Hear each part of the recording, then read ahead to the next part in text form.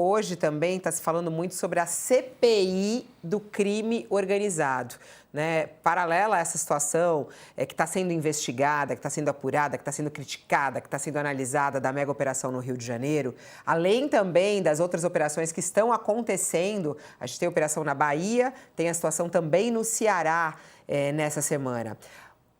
O Congresso Brasileiro vai instalar uma CPI para analisar o crime organizado e que está sendo visto também como um grande palco e que tem como pano de fundo também 2026, né, Dani?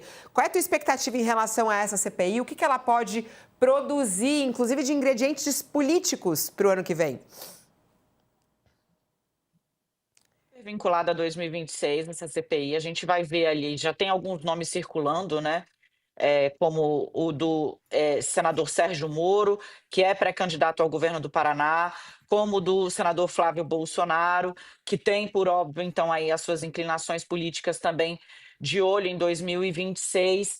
E o PT deve escalar senadores muito vocais também, porque sabe que essa CPI, se deixar solta, vai ser usado para atacar o governo federal.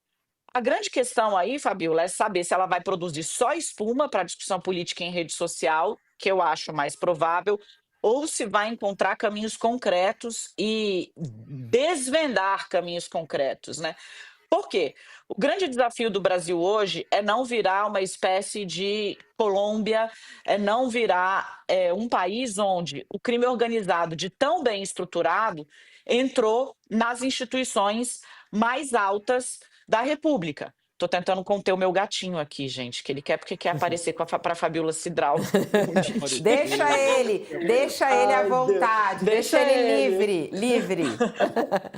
Eu tô aqui com uma mãozinha segurando ele, mas A não tem Dani, pode jeito. Vem deixar. cá então, Quando meu Nietzsche, gato vem. estava em casa, eu deixava. Deixa passar. Faz Deixa parte. livre. Gato Deixa a gente livre. não Ai, prende.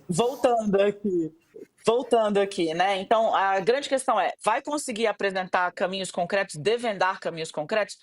Não sei, Fabiola, sinceramente, a gente precisa lembrar que o Rio de Janeiro, por exemplo, falando do Rio de Janeiro, de onde veio a prisão mais importante até agora não foi dessa operação que deixou 121 mortos.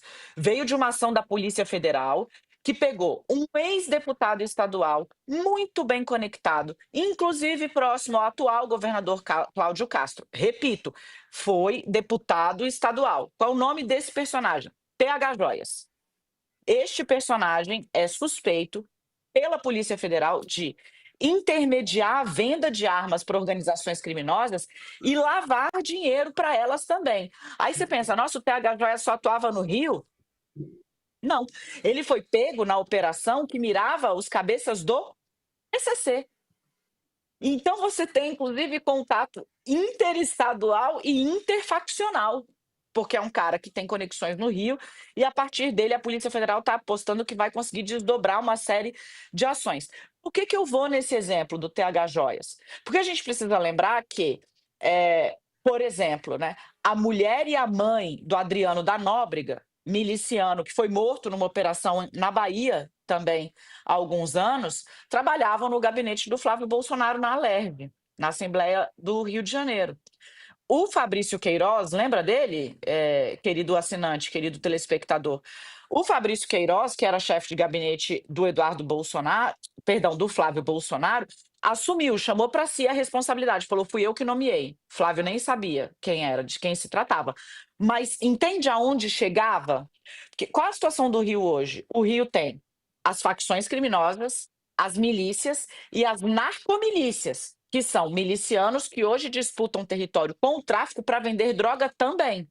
Além de gatunete, além de cobrar o gás, além de cobrar o acesso, além de tudo isso, para vender droga também. Então, o grande desafio é: essa CPI vai se arriscar ou ter instrumentos o suficiente ou interesse real em desvelar até onde está chegando o crime organizado no Brasil? A gente precisa lembrar que o Congresso que a gente está olhando hoje é um Congresso cuja Câmara se embrenhou na chamada PEC da blindagem, que era, como a gente apontou aqui no UOL, a proposta de emenda à Constituição que impedia o Supremo e por óbvio, PGR e Polícia Federal, de investigar parlamentares sem que o próprio Congresso falasse: não, agora você pode, não, agora você não pode, não. Esse aí você pode olhar, esse aqui você não pode, não. E os especialistas falavam: isso aí é porta de entrada do crime organizado. Porque aí você vai fazer o quê? Você vai deixar na mão de um Congresso onde as facções têm recursos infinitos para poder eleger gente, instrumentos de pressão infinitos, basta olhar o horror que está acontecendo no Ceará, onde o PCC chegou com toda a força, né? Por óbvio, eles conseguem manipular eleições, e aí? Você faz o quê? Né? O Rio, infelizmente, virou esse exemplo triste, né? Para a gente entender o que acontece quando o Estado vai se ausentando. Eu vi o professor Maerovic falando mais cedo, né? O Haiti não é aqui. Não é, mas o Rio hoje vive uma situação quase de anomia, Fabiola, onde 60% do território da Grande Rio, grande região metropolitana, é disputado entre milicianos e narcotráfico. Então, assim, o desafio é imenso. Se essa CPI vai conseguir dar conta dele, eu tenho dúvidas, querida. Eu vou aguardar para ver.